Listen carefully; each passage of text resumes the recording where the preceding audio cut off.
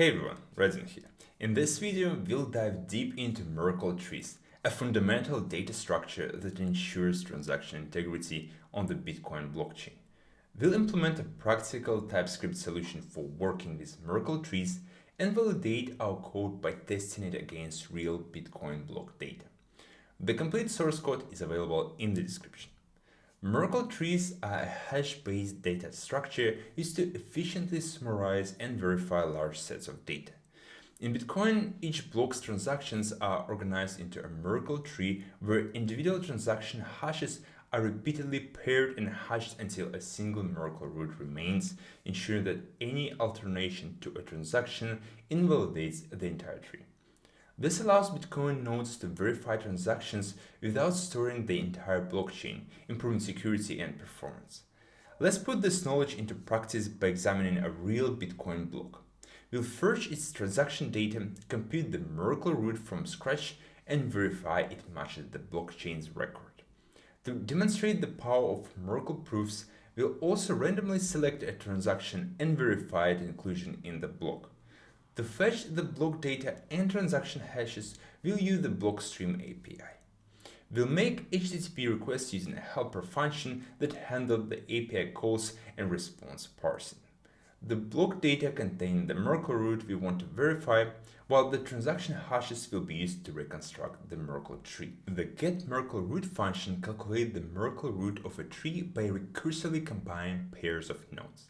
It takes two parameters: an array of nodes, in this case transaction hashes, that form the leaves of the tree, and a function that specifies how to combine two nodes into their parent node by hashing them together. The getMerkleRoot function implements the core logic for building a Merkle tree and computing its root hash. When given an array of transaction hashes, it first handles edge cases such as throwing an error for empty arrays or returning the single hash for arrays of length 1.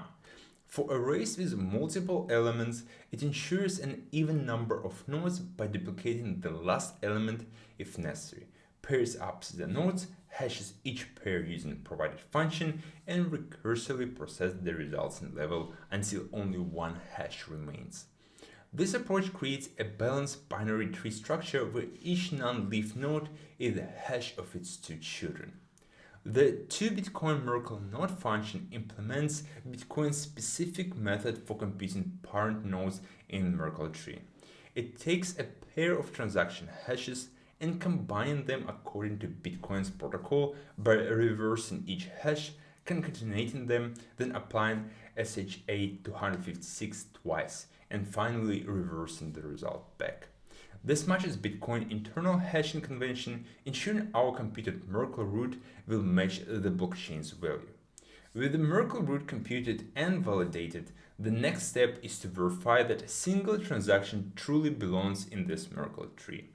This is done through a Merkle proof, which provides just enough intermediate hashes to trace a path from the specific transaction all the way up to the Merkle tree.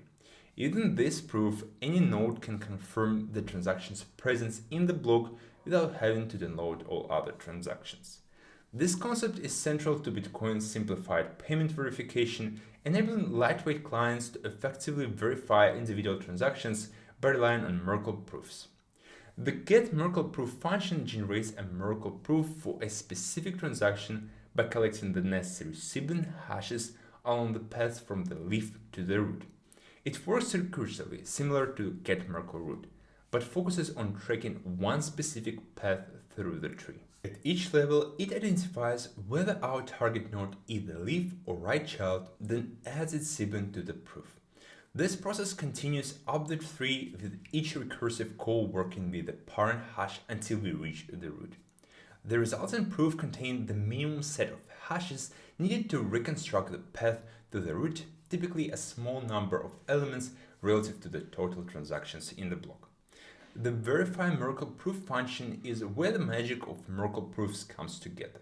These functions verify that a transaction is indeed part of the block by reconstructing the path to the Merkle root using only the proof hashes.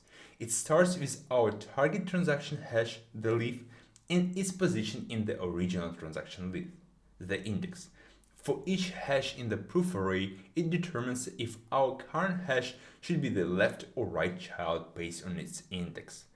Pairs it with the proof hash in the correct order, compute the parent hash using the same function, and update the index for the next level. Finally, it checks if the computed root matches the known Merkle root.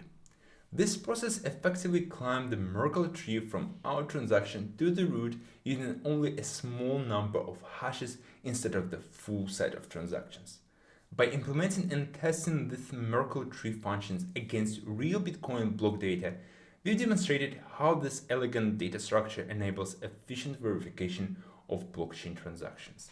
The ability to prove transaction inclusion with just a handful of hashes is crucial for Bitcoin's scalability and accessibility to lightweight clients. This practical example shows why Merkle trees remain a cornerstone of blockchain technology, enabling secure and efficient verification of transaction history. If you found this content helpful, please like and subscribe to the channel.